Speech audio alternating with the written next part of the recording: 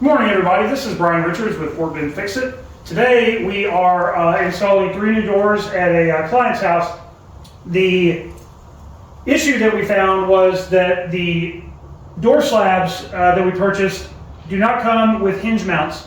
So today we are going to showcase this product made from Ryobi. We picked this up at our local Home Depot store. And what this does is it's a jig in order to cut out the opening for the existing hinges. That way we know that we're getting proper depth and we're getting the right width for the hinges so that we can install the doors on the existing door frames.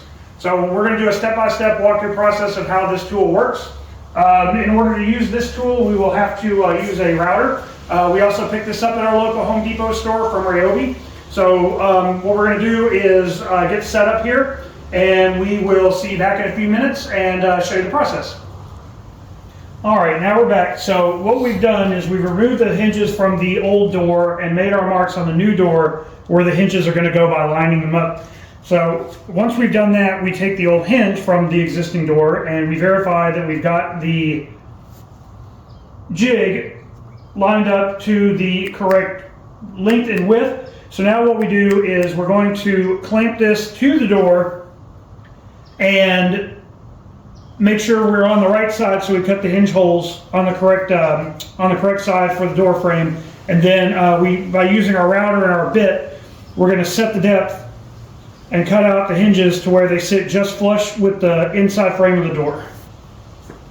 All right, so now that we've got the jig out and we've marked our lines where our hinge locations are going to go, the next step is you want to make sure that you have the proper depth. So the jig comes with a depth gauge for the size of hinge that you're using.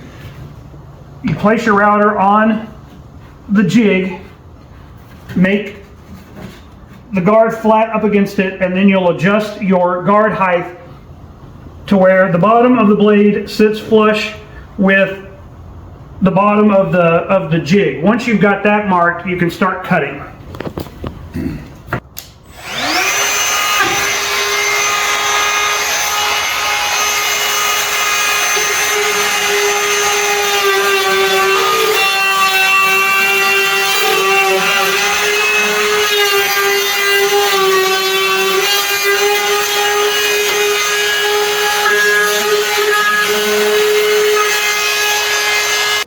Now that we've got the area cut, we will disengage the clamp and we will move down to the other 2 hinge locations. After that, we will test fit the new hinges to make sure that they're going to sit flush in our new openings and pre-drill the holes for the hinge screws. See you in a few.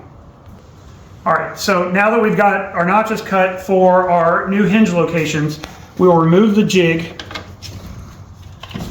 clean the area, and now it's time to pre-drill the holes for the hinges with a neat tool that it's spring-loaded.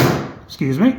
It's spring-loaded, which allows you to pre-drill the holes for the new hinge and allows proper depth without going too far into the door. So we're going to go ahead and line everything up. Keep our drill as level as we can. And that's it. All right. Now that we've pre-drilled all of our holes for our existing hinges, we've mounted the hinges, and it's time to take it in and mount it to the door frame. So now it's time to mount the door with the help of my business partner, Tanner. He's going to hold the door while I insert the screws back into the existing door frame.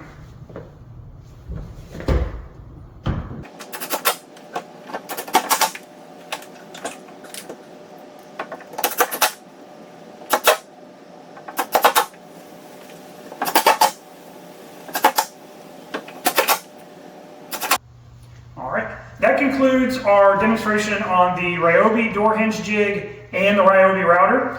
I hope you found this video informative. Be on the lookout for more videos from Fort Bend Fix-It, and we'll see you out there.